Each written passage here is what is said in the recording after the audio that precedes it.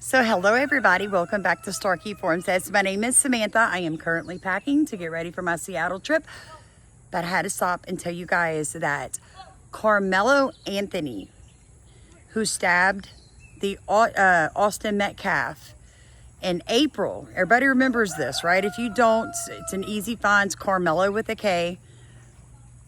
Let me tell you guys something. He was just indicted for first-degree murder.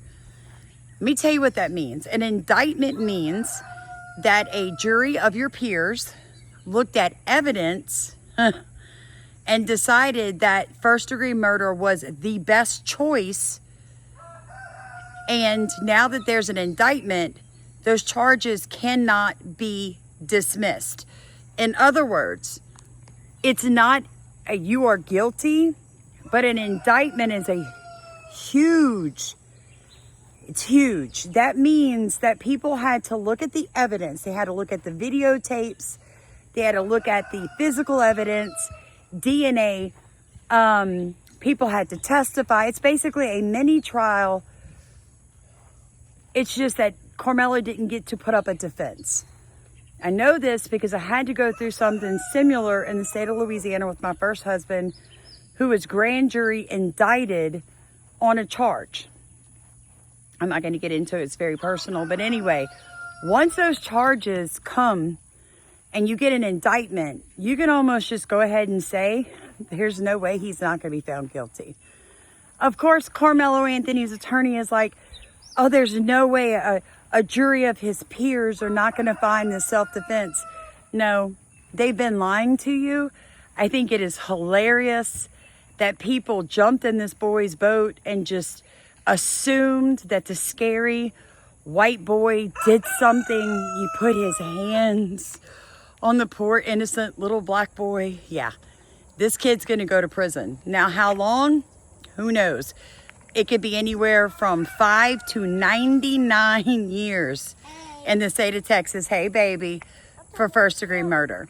And like I said, an indictment is a serious thing. People do not get indicted unless there is evidence.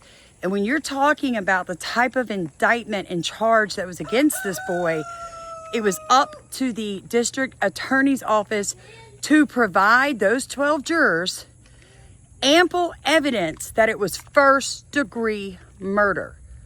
This is bad for Carmelo Anthony. I don't care what you see on social media. I don't care who tries to tell you that he's not going to get a fair trial. What I'm telling you is, having been somebody that has seen an indictment happen firsthand against somebody, they don't bring indictments unless they can prove that there is evidence, both physical, circumstantial, the whole 9 yards. It is a trial in every word, every sense of the word, except the defense doesn't get to play with words. They're just presenting evidence and saying, is there enough evidence for this to be a first-degree murder charge from Carmelo Anthony on Austin Metcalf? And they came back yes. So you guys just sit back and get ready, because this kid is going to spend the rest of his life in prison. And from what I'm hearing on the streets, a lot of people in prison waiting on him. Now, the next thing, if you get our newsletter and have been on our Zooms, be expecting your state groups to reach out to you here very, very soon. If you've never heard me before, you don't know what I'm talking about, you can send $1, you can send $30, or you can send $100. And what we're doing is, because YouTube does not pay us for our content, we reward you for rowing in our boat financially with a newsletter and a community in your area, your state.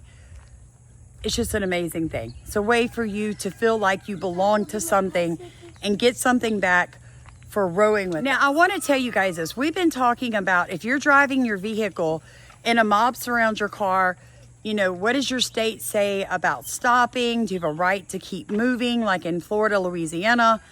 A lady in Chicago actually ran into people during a No Kings protest, and she was arrested on felony charges. And let me tell you why.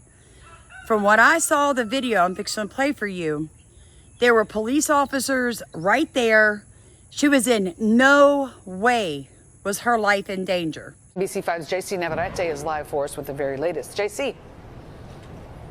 Hey there, Mary and Alex. Yeah, we're getting a better view as to how many people were arrested yesterday. 17 people were taken into custody, most of them charged with misdemeanors. Now, yesterday's march and yesterday's protest was peaceful for the most part until a driver decided to disobey police orders and drove into the crowd. Oh my God. Oh my God. Holy crap. Oh my God. Oh my God. You gotta cut break and come now.